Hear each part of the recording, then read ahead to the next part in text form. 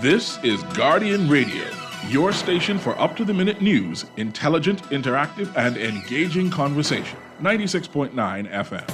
The views and opinions of the hosts and guests are their own and do not necessarily reflect the position of the management and staff of Guardian Network.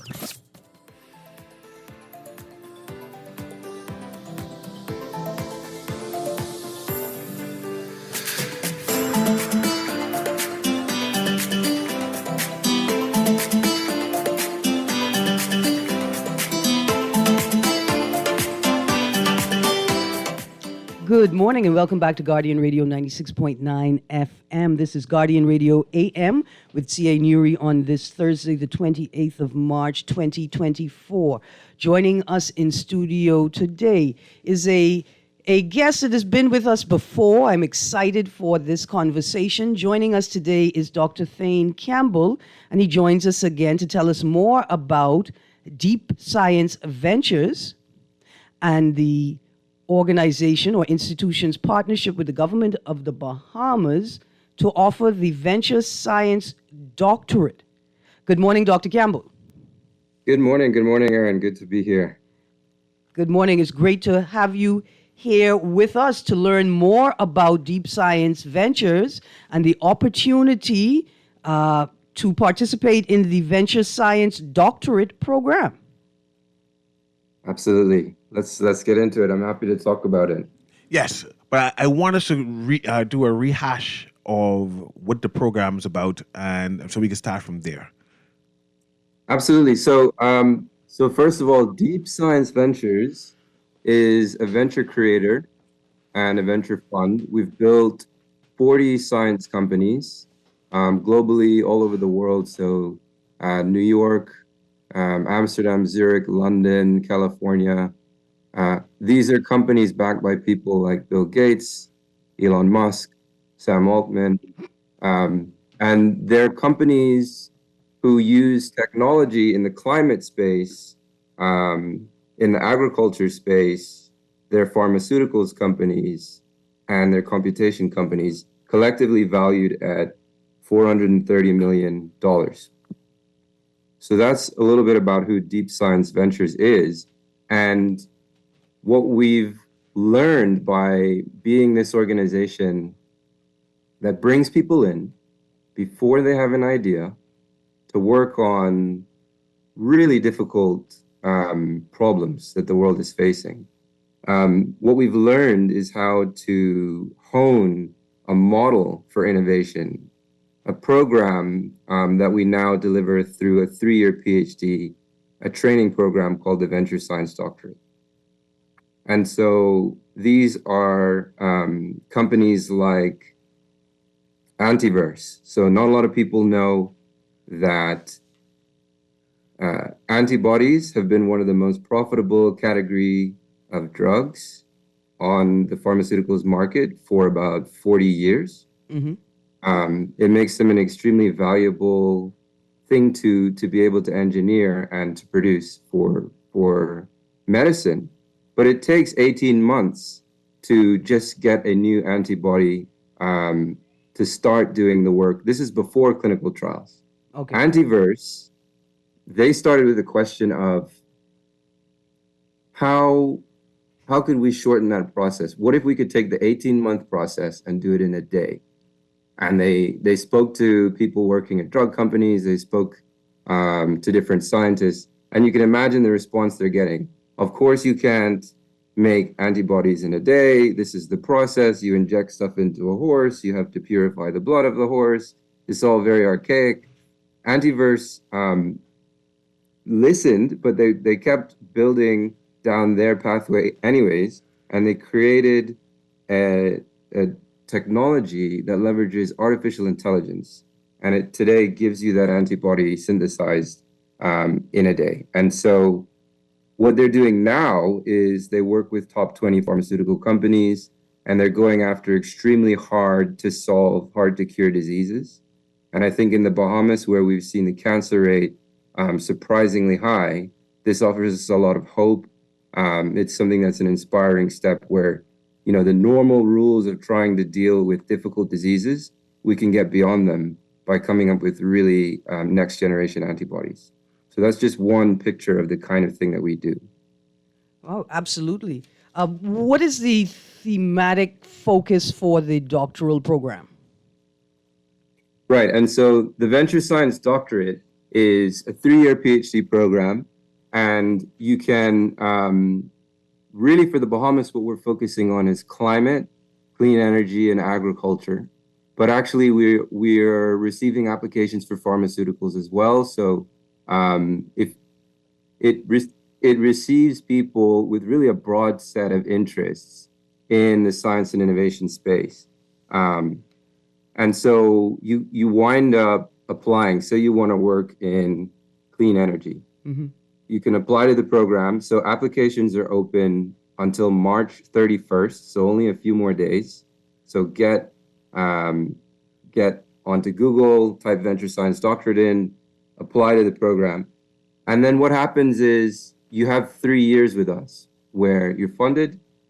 The first year you learn how Deep Science Ventures works and our proprietary process for developing these scalable, high-impact science companies. Mm-hmm. In the second and third years, you take your invention now that you would have built in that first year, you would have designed that invention, and you go into labs in second and third years and actually create the technology, prototypes. You bring in co-founders to the new concept. You get your company invested in by Deep Science Ventures and other venture investors. All right. So in 3 years, Yep. you can have the idea, the team, the funding, and you can go. Now, this Deep Science Ventures is partnering with the government through the Office of the Prime Minister's Climate Change and Environmental Advisory Unit, known as C2O. Absolutely. So I have an idea, and I would like you to walk us quickly through the process from presenting the idea to the end of the third year. So my idea is that I want to mix aragonite and asphalt to produce a paving material that is both super strong but also sort of breathable, so that water can drain through it. That's Okay. my idea, and I'm coming to apply for a Deep Science Venture doctorate program. Let's start at the website. Okay, so what you would do is you would go on Google Venture Science Doctorate. That's the easy way to find the program. You'd apply. Your application, you'd put your CV in, and then if you do that by the 31st of March, then you're in the application process, and we can take it from there. What do I have what do I have to submit at that point? Just your CV and a summary that tells us why you meet the entry requirements. So tell us a little bit about yourself. In that summary. It's a short statement of who you are and why science and entrepreneurship, why you're a fit.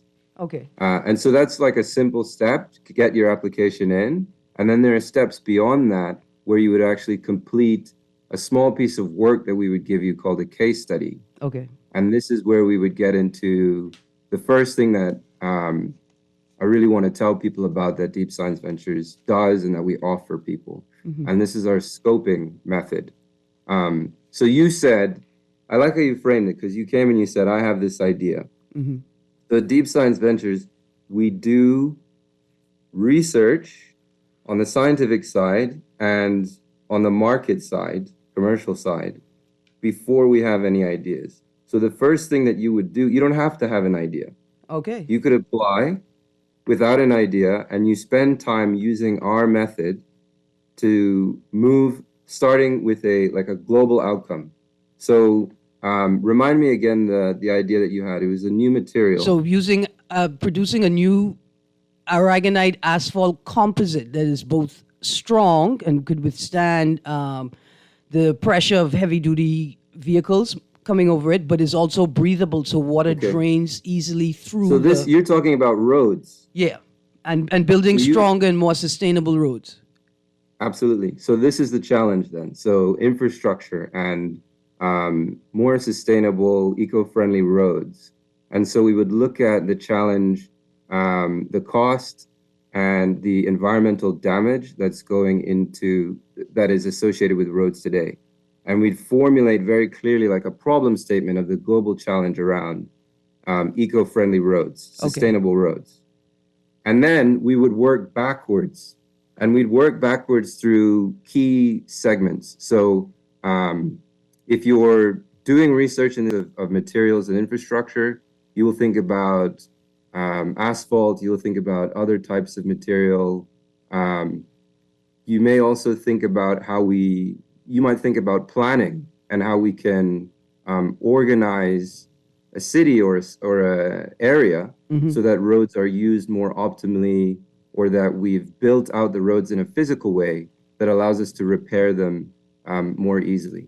So there are different modes that you would go through. You pick the materials mode, or we could pick like a city planning mode, and there are a few sort of main areas that eco-friendly roads would speak to. And in each of those main opportunity areas, what you would spend the first year doing at Deep Science Ventures is doing the investigation, looking at research, but also going out and speaking to people who know about these things in industry, and building up a list in each of those areas of the different ideas that you could pursue. So by the end of that first year, you have a long list. You might have 50, 100 ideas that are all sort of competing, if you like, for your time, because in years 2 and 3, you're going to build one of those. So we take this portfolio approach to having an idea, and it allows us to build these companies that have done so well, because we know both what our favorite idea is and the competing ideas, and we know all the pros and cons before we start building something. Absolutely. Now, how will I know that I've been accepted into the program? What's the timeline from submitting application to finding out? Yeah, so great question. So when people go online and they type in Venture Science Doctorate and they find that applications page, you just need to submit first the CV and the summary.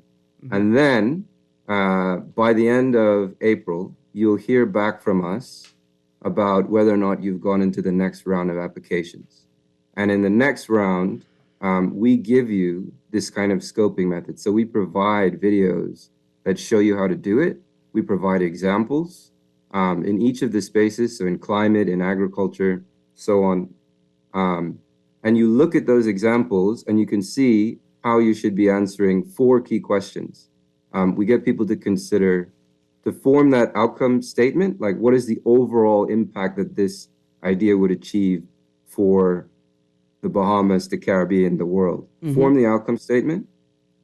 And then the second question is about the broader set of things that are being done today in that space. What are companies doing? What are cutting edge research approaches?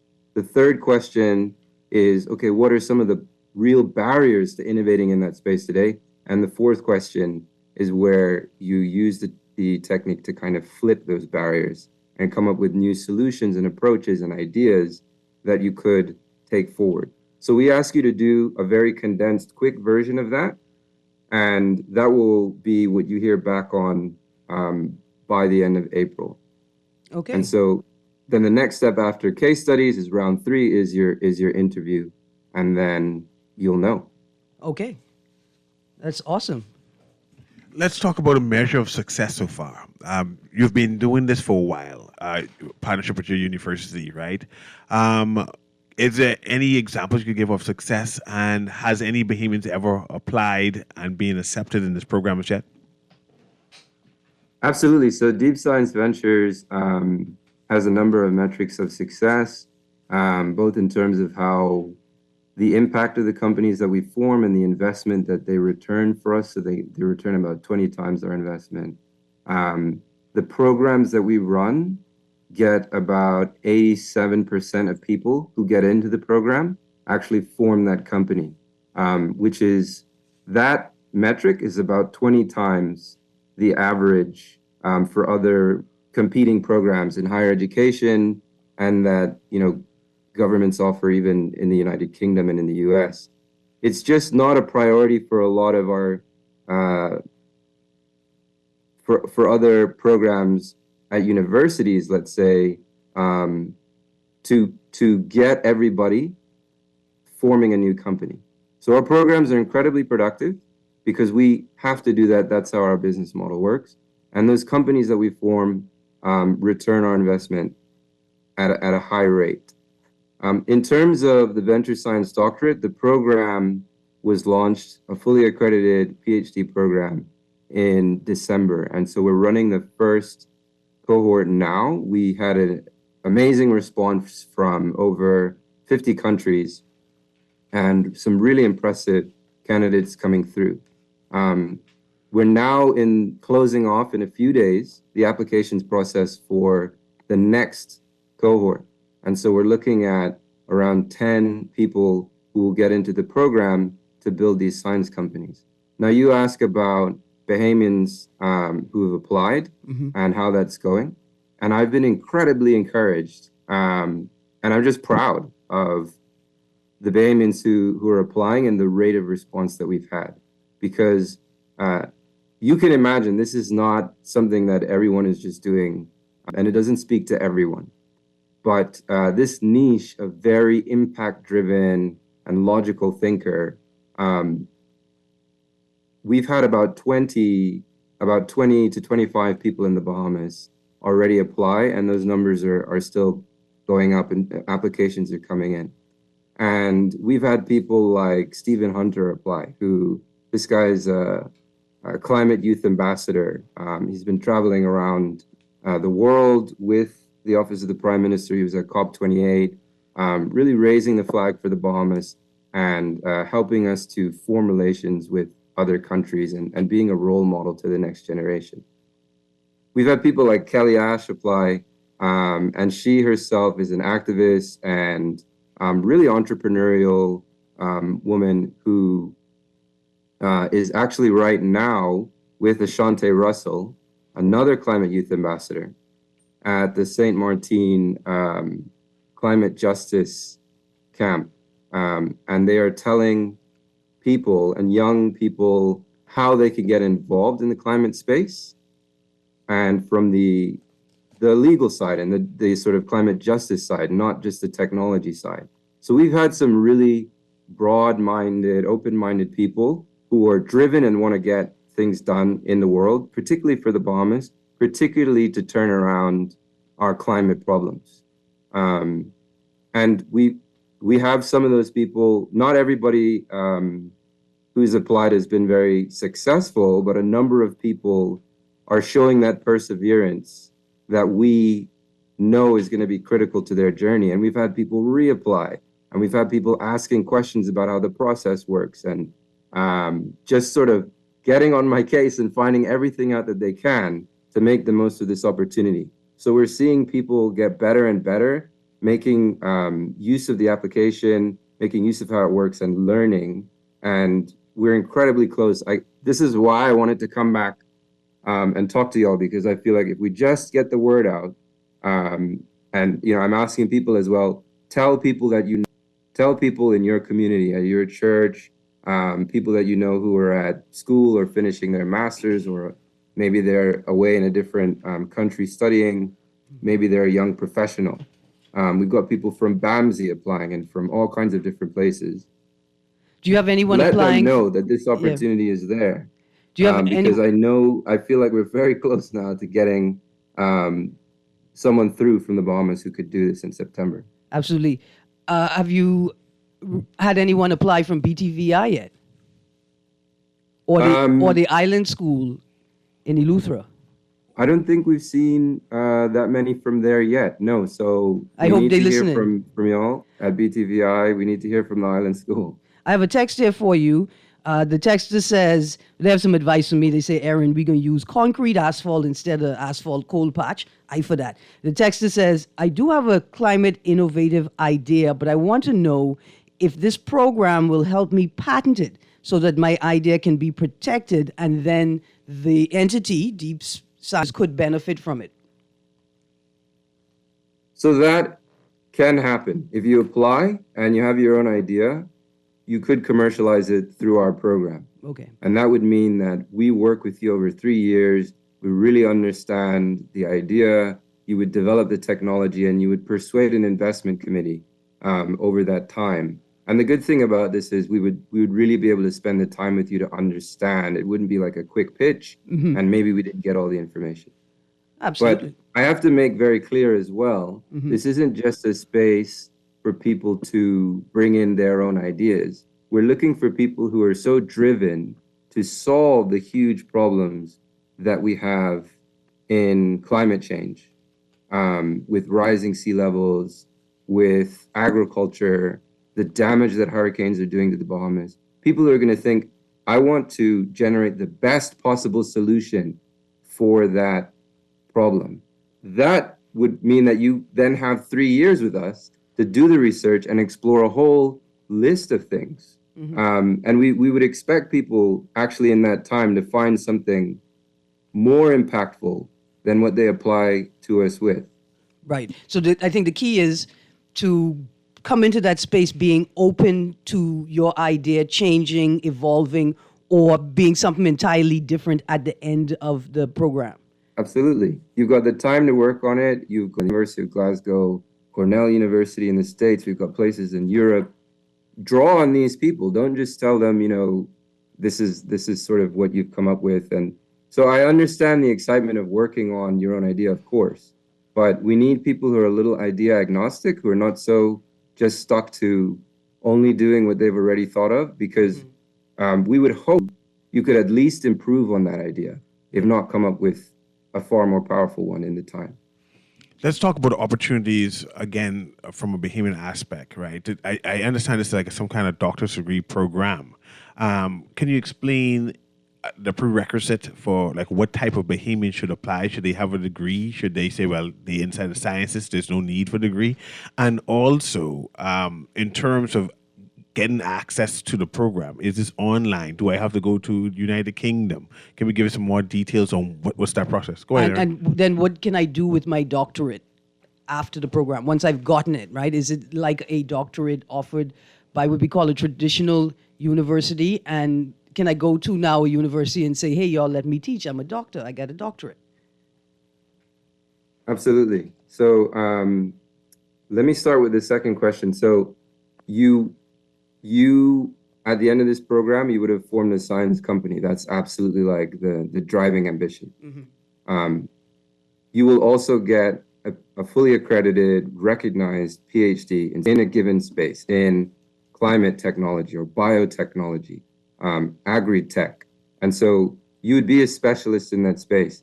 And actually you would offer a lot to a lot of the different research spaces that are looking for PhDs today, because very often a PhD today is someone who has a lot of book knowledge, can absolutely do their experiments, but maybe doesn't understand how to bring those things together to create technology, to create societal impact and benefit people's lives. So, I mean, in the Bahamas, we are not food sustainable. We are importing all of our food. We have people studying agriculture and trying to figure out how to solve that problem. And you can see the kind of entrepreneurial spirit in the Bahamas, because we have all this agricultural research building up and sustainable island programs, because we want to solve that problem, not just to do the research. So, but there are a lot of labs that we've therefore I've been naming some, who want that kind of person to come in. They're rare in the research space. Like if you're really driven to create something that you can take out into markets, into the real world and benefit people's lives, that's usually rare. So you would have a huge advantage in terms of your career prospects going into different research spaces, because they basically look to you as a kind of translational research leader. But the absolute main goal is to create that company. So we just have to hold those two things in tension. Okay. Awesome. And again, the criteria for application. Let's let Bahamians know what they need, or even better, what they don't need to be a part of this program. Yeah, so we're looking for people who are logical thinkers, who are going to look at a problem and tease out the different ways that it can be approached, who are going to think, okay, here's the problem, here's a subcomponent of the problem, here's a barrier. Now I want to start thinking about how to solve it, not just jump to the end. We're looking for people who are really persistent and resilient, because you're going in to do scientific research.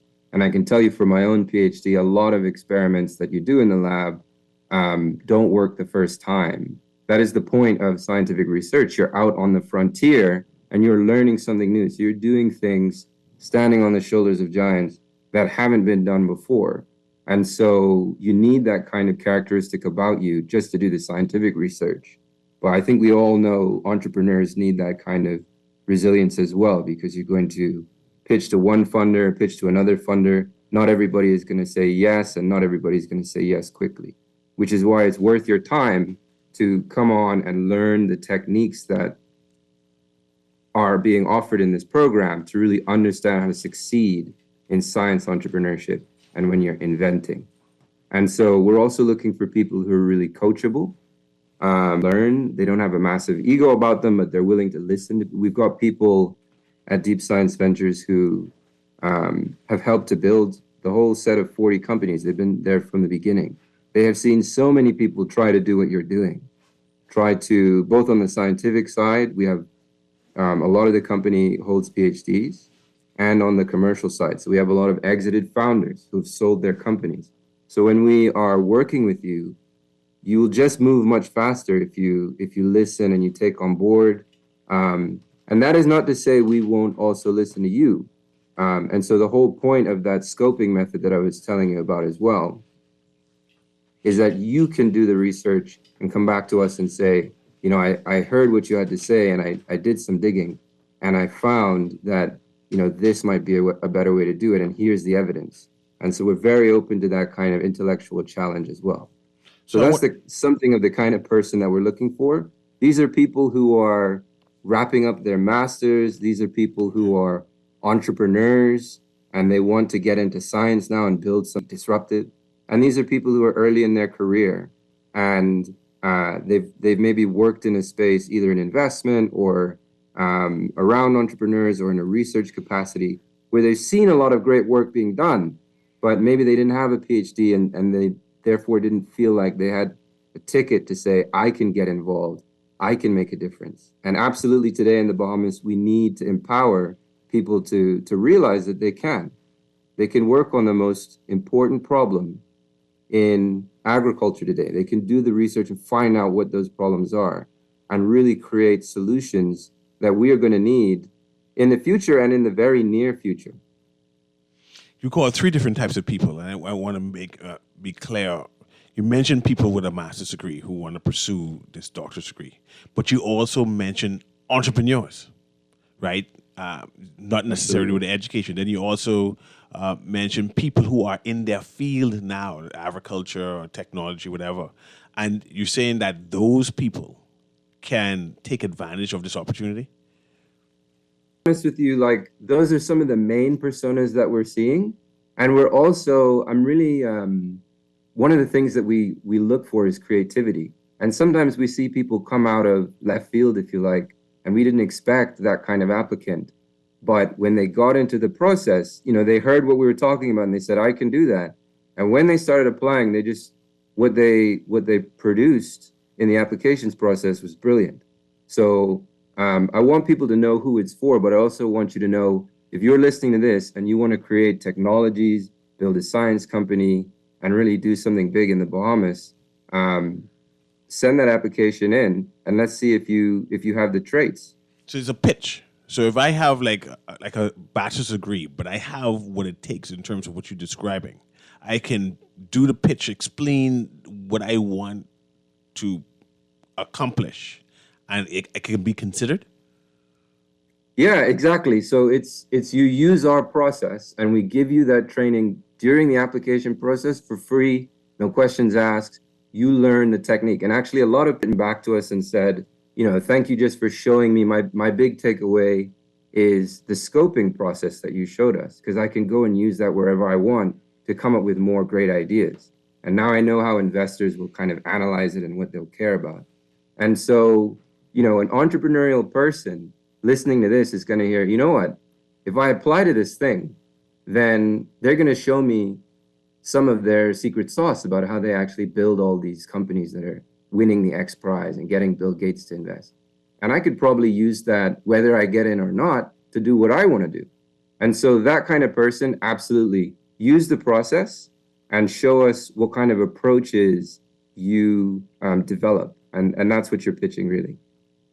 We're talking to Theen Campbell. We're talking about Venture Science Doctor's program. And I wanted to know, the last time you were here, let me go through this. The last time you were here and you spoke about this, right, there was a buzz throughout the Bahamas.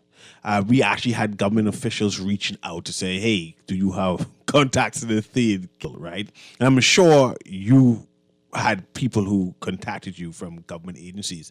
Has there been any kind of partnership? Has there been any kind of conversation between your organization and the government?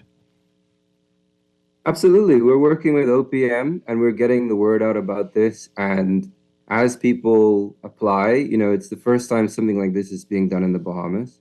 Then, we have full support from the Office of the Prime Minister to make this happen. And so I'm encouraging people, go Google Venture Science Doctorate and let's see what you can do for the Bahamas. And to be honest, you create technologies with us, you could be solving problems for the whole Caribbean, and sometimes even larger regions than that. So there is interest. There are conversations going on, and we are also working with the United Kingdom, and we're funded by Innovate UK. So this is the UK government, and it's an agency specifically focused on business and transforming industries in the United Kingdom. And we're having another in parallel, which I can't go into all the details of, but we're open to talk to more Bahamians about this, and I would encourage people to let us know what you're thinking, and let's have the conversation. You're typically based out of United Kingdom, right? Sponsored by the UK government, et cetera, whatever it is. But if the persons are here in New Providence, they are innovators, they are entrepreneurs, they have what it takes to apply. How does you being based in United Kingdom impact them? How do they get access? This is a great question. Yeah, this is a great question. So, like I mentioned at the start, Deep Science Ventures is a global decentralized venture creator. And we wanted to use the same recipe for success. And so this is a global decentralized venture building PhD program.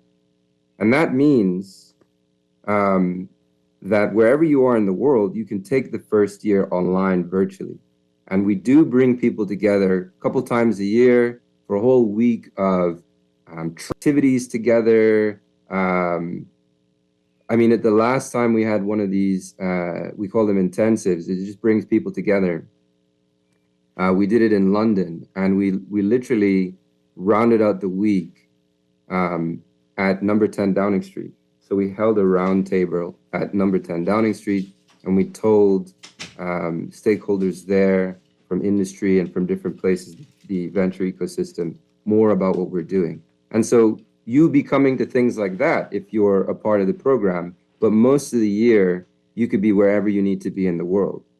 And there's two things that I really want to emphasize about that. One, we're a diversity first program. So we have to think really critically about the kinds of things that are creating barriers.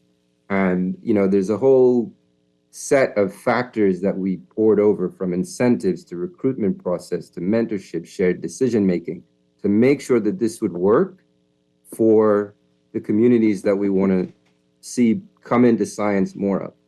And that includes people of color, that includes different ethnic backgrounds, and of course as well women who are underrepresented groups today in scientific research and innovation.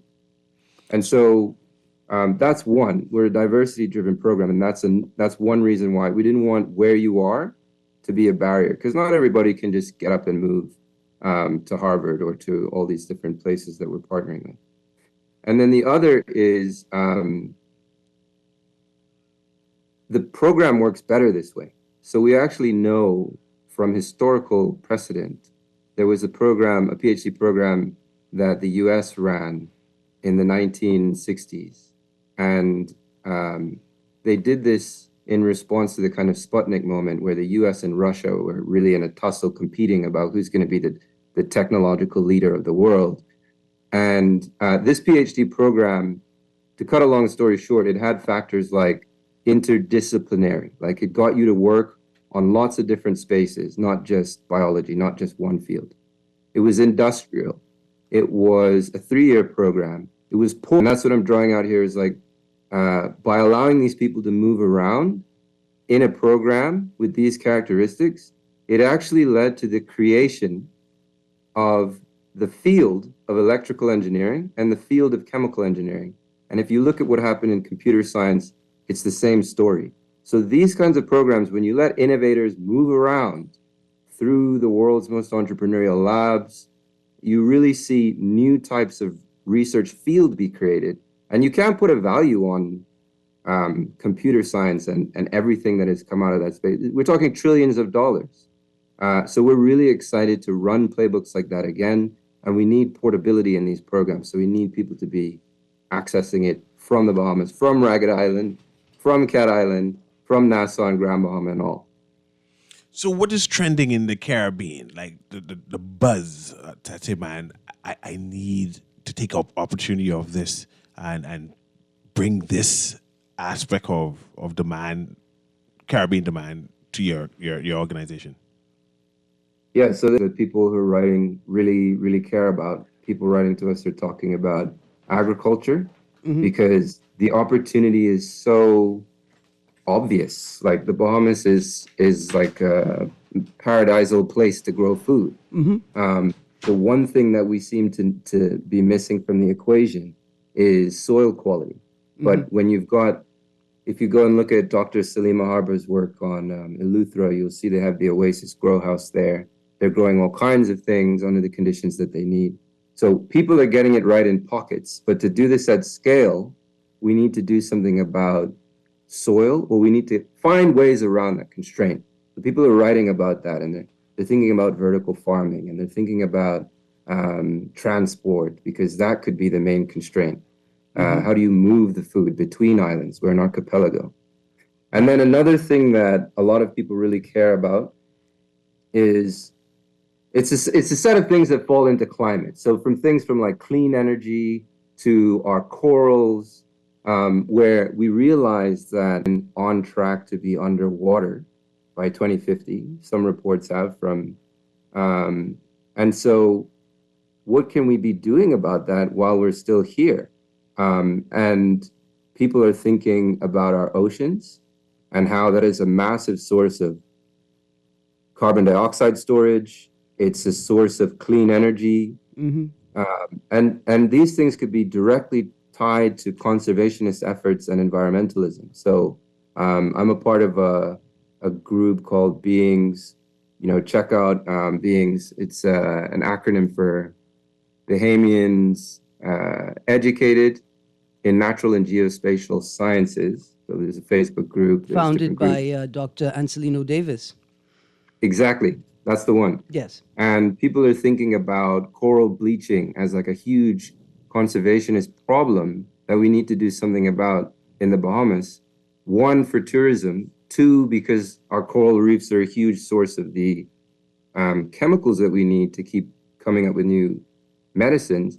There's a huge climate positive aspect to this, where if we stop the destruction that's happening to our coral reefs now, while a lot of it is still reversible, people don't know that there's a bleaching crisis. Like these corals are, because of the heat and the acidification of the ocean, they're actually losing the microorganisms that live in them, and they're bleaching. And that's what it's called when coral lets go of the algae. And this is reversible. There are things that we can do now to start solving the problem, especially if we're leveraging the latest synthetic biology, the latest techniques from labs.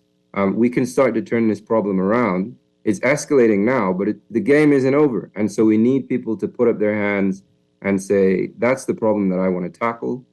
I see it's got huge global impact. And that's not just me saying it. We've got, the Green Climate Fund has a coral fund, which is specifically trying to solve this problem. There are a number of initiatives around the world. So it's a huge recognized problem that we have. We should be the ones leading that conversation. Absolutely. I got a caller coming in. Another, I think, thing trending in the region is seaweed and the ability to keep beaches clean, right? To accessible. Absolutely. And but seaweed is not necessarily the easiest, or the sargassum is not the easiest thing to process.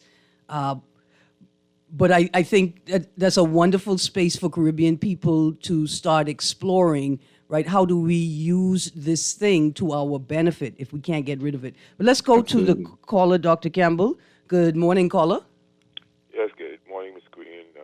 Good morning to Dr. Campbell and C.A. Newry. Morning. Yeah, I think, Aaron, you had a scientist on from this Deep Science Venture a little while back, right? The same gentleman. This is the same gentleman I've spoken to? Yes. Well, I think he had invited me to apply, right? Yes. With some ideas and experiment. But the thing is, as I listened to him, I thought it was a white gentleman I'd spoken to. But the question becomes, it's seen at Gates and the likes, and we know that people fund studies and they look for the results that they want. So how receptive are they to people who want to, do counter science to discredit some of the mainstream concepts, given the fact that one could feel that science is kidnapping us and driving the narratives, and you could have counter narratives to actually prove or discredit. So I don't know if there are plants in the sea that are photosynthesized in the night, as do they have zoophytes, like desert plants that actually store carbon dioxide in the day in order to reduce transpiration, to retain moisture, I guess, and then they would photosynthesize in the night. So given the fact that one would learn something like that, as a matter of fact, as a young lady in the university who went there with my daughter, she actually knows this. So she has an advantage on me because this is something I just learned a little while back. Mm-hmm. So when you want to do a counter science, how receptive are they, given the fact that they don't have a general consensus on the multipliers in using carbon offset, carbon emissions, et cetera, et cetera. So with the multiplicities, you want to do, I'm more like a John Kroll, Galileo type of guy, and that's what I'm saying, is even though science is factual when it comes to math, but you look at the general consensus as far as determining the difference between the anthropogenic carbon versus the carboniferous carbon, and how do plants react to that? And plant communication, is there anyone moving along those lines? Those are the type of things I'm into. It's not to counteract anybody, but the fact that in molecular science, we know that the plant uses the CO2 to make oxygen and glucose. So I just hang up and listen. So I mean, I'm confounded by the fact that CO2 is the culprit here, and the fact that I don't know if there are any plants in the sea that photosynthesize in the night, even though they have zoophytes that I know exist on land. I'll hang up and listen. Thank you. Dr. Campbell, if I could reiterate the question, how revolutionary can a thinker be in this space? Yeah, I remember you, caller. I remember the contrast between anthropogenic and carboniferous. The thing is, the way that the question was being framed is interesting because there's no they. There are specific funders, and so you have to find people who are interested in the disruptive work that you're interested in as well. And the mention to Gates, I can say very concretely, like, Bill and Melinda Gates Foundation have been investing in spaces that are not, that have this kind of countercultural and revolutionary edge. Clear example I can give is COVID-19, where they were investing in mRNA vaccine technologies and talking about it way before anybody else cared about it. And those investments in Moderna and in BioNTech before 2020 helped to save hundreds of millions of lives by the time that we needed that technology. So it's all about the research that you do on the funder, what you know about them, and your ability to find people who want to build out that technological niche with you. What I'll say, you have the time to use methods like I'm describing, innovation roadmap mapping methods. And this is the stuff, I could see the frustration because this is the stuff that we don't teach really at school or at university or anywhere. Like, how do I navigate backwards from the change that I want to create in the world to the specific technologies that are going to get us there?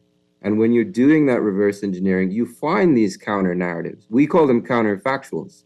Like we talk about these things all the time where it's something counterintuitive that you wouldn't have expected that to be the way forward.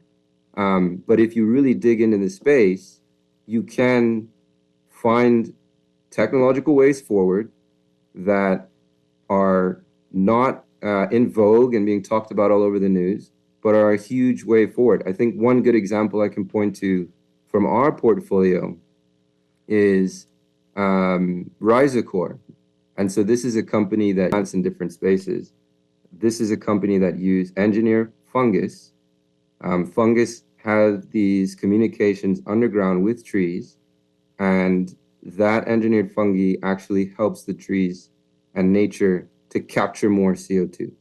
And so this is not something that's like blasted all over, and you don't hear it a lot in the carbon conversation, but it's a huge game changer if we can just help nature, which is our biggest lever in this climate change question, to work in the ways that we need it to prevent things like our rising sea levels, where we can finally start harmonizing with nature and play better with nature rather than always be producing products that are destroying it. Absolutely, absolutely. Let's go through the timeline and the details again. I just got very excited when you referenced mycelium. That's it. What they call the powerhouse of the cell, but that's not obviously not what it is. The deadline for applications, sir. Yeah, March 31st. So you really only have this weekend. Get the CV in, and then you're in the running, and we can do the rest of the application process after that. Okay. But we need to hear from people before then. That's when the door is closing. Absolutely. I have a text here that says quickly, listen, can I work full-time and be involved in this program, or do I need to be involved in the program full-time? Great question. You would have to make a full-time commitment to this program. So we're talking about doing a lot of what we call horizon scanning and innovation road mapping, and doing this hard research to find where you should invent and to compare a whole set of potential inventions. That's not something you can do very easily, in between time around a full-time job. You'd have to go into labs. I mean, that's very time-consuming work. You can, of course, leverage our network and get collaborations going in parallel. You can do things to speed up the lab work. You can use modeling, but it's a full-time commitment to be thinking about. We're talking about really hard, complex problems that you would want to solve. So you would be fully funded for the 3 years, and we would expect a full-time commitment. All right. A texter asks, does the idea need to be location specific? And I would say, does the concern, right? Because as opposed to starting with your idea, we start with a concern. Does the concern have to be location specific, or does it have to be something, or can it be something that is location specific, but the solution can be applied at a global level? Yeah, I mean, this is a great question. And so really bluntly, no, it doesn't have to solve the problem of one specific country or place. We do see people with a passion for solving our Bahamian problem in a lot of instances. And, when you think Bahamian scientists like Dr. Amina Most, Dr. Salima Harbour, Dr. Gustav, these are people that we're not hearing so much about. And so people recognize in the Bahamas the opportunity to make an impact for the next Bahamians to hear about. That said, when you work on a problem for the Bahamas, there are other small island nations that are being hit pretty much by the same problem. So it's already scalable in that sense. And then there's no absolute need for you to work on the Bahamian problems. That is the focus of this collaboration with the Office of the Prime Minister. but the venture science doctorate operates globally, and so you could be interested in things that are not yet relevant in the Bahamas. So, but Dr. maybe. Campbell, because we have 1 minute, cost. How much does this cost? This program is fully funded. What? So Fully funded means you free? would have your stipend. We would pay for travel. We would pay for your research. We want you to come and do the best work and not have to worry about those things. But what we need is support from funders to scale the program and to make the opportunity relevant and accessible for more Bahamians. And so we need to hear from Templeton World Charity Foundation, based in the Bahamas. Just Life for Key Foundation. Dr. Campbell, just as we go, would we be able, you think, are we likely to produce more applicants if we establish more think tanks locally? Yeah, we need, this is why I talk about BAMSI and beings and groups that are starting to have conversations about data and what we can do, because yes, we need to move in that direction. Thank you so But much. They should be application focused. Absolutely. Thank you so much, Dr. Campbell. We're all out of time and the news break is about to start right now. Thank you to the audience for tuning in, the texters for your relevant questions. Fully funded, he said. Fully funded. Absolutely. The deadline is March 31st. You guys have a great Easter holiday from Guardian Radio AM.